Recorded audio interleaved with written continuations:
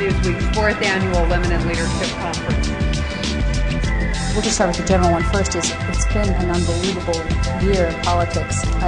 Is there anything that stood out most for you, or that you were personally moved by, or just went, wow? There was something about the speech that had to do with not just accepting failure, but recognizing that it is an inevitable part of life, and that it can be a stepping stone to the next stage of your life. So accepting it without resentment and growing from it is something that I write a lot about, I speak a lot about, and it was a message that she conveyed with so much grace and so much panache that I think it was one of the key moments for me, because it transcended the political and became personal.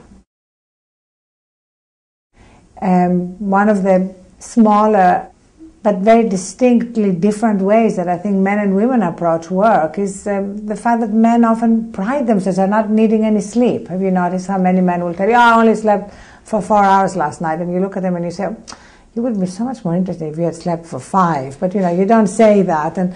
And then you see women who somehow adopt the same ideas, and in fact, if you can be more rested and more balanced and get enough sleep and not kind of do everything breathlessly, I really think in the end we're going to be healthier, happier, and more effective. Do you get enough sleep?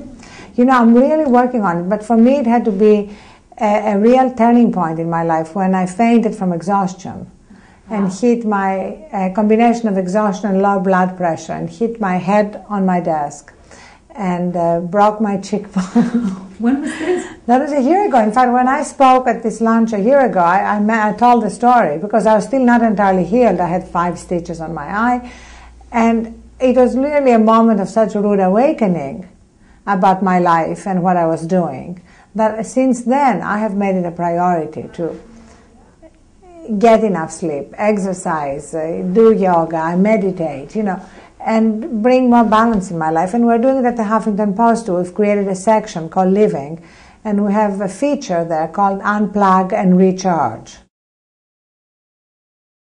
Well, the web started by being much more of a male purview, but now more and more women are very comfortable online. And in a sense, the medium is very intimate, it's very conversational, it's very much what women have traditionally been good at doing. So you wake up one morning and you want to say something, and you write it the way you would write a friend. It's not a polished op-ed, that you may not have time to do. It's more like, that's what I'm thinking right now, and here it is. You put it out there, it enters the cultural bloodstream, and you can go on with the rest of your life.